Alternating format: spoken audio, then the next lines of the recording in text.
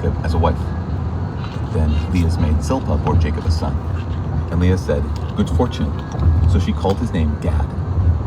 Leah's maid Zilpah bore Jacob a second son, and Leah said, "Blessed am I, for the women will call me blessed." So she called his name Asher. In the days of the wheat harvest, Reuben went and found mandrakes in the field, and brought them to his mother Leah. Then Rachel said to Leah, "Give me, I pray, some of your son's mandrakes." But she said to her, "Is it a small matter that you have taken away my husband? Would you take away my son's mandrakes also?"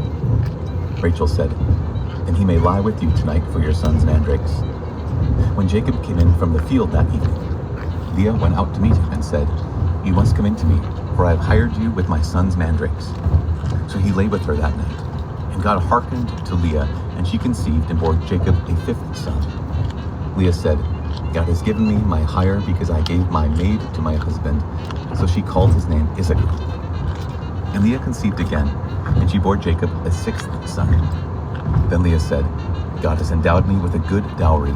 Now my husband will honor me because I have borne him 6 sons." So she called his name Zebulun. Afterwards, she bore a daughter and called her name Dinah. Then God remembered Rachel, and God hearkened to her and opened her womb. She conceived and bore a son and said, "God has taken away my reproach." And she called his name Joseph, saying, "May the Lord add to me another son."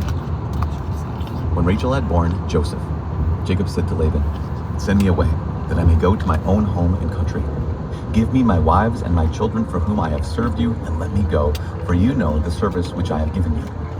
But Laban said to him, "If you will allow me to say so, I have learned by divination that the Lord has blessed me because of you. Name your wages, and I will give it." Jacob said, "You yourself know how I have served you, and how your cattle have fared with me. For you had little before I came, and it has increased abundantly, and the Lord has blessed you wherever I turn. But now, when shall I provide for my own house also?" He said, "What shall I give you?" Jacob said, "You shall not give me anything. If you will do this for me, I will again feed your flock and keep it.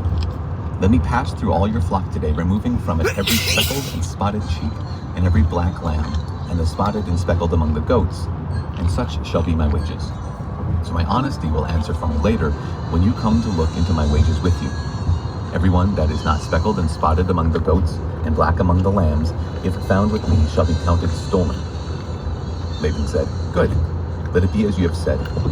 But that day Laban removed the he-goats that were striped and spotted, and all the she-goats that were speckled and spotted, every one that had white on it, and every lamb that was black, and put them in charge of his sons.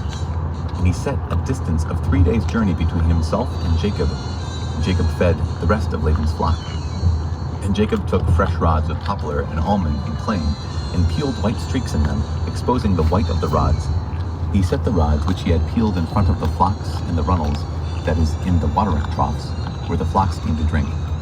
And since they bred when they came to drink, the flocks bred in front of the rods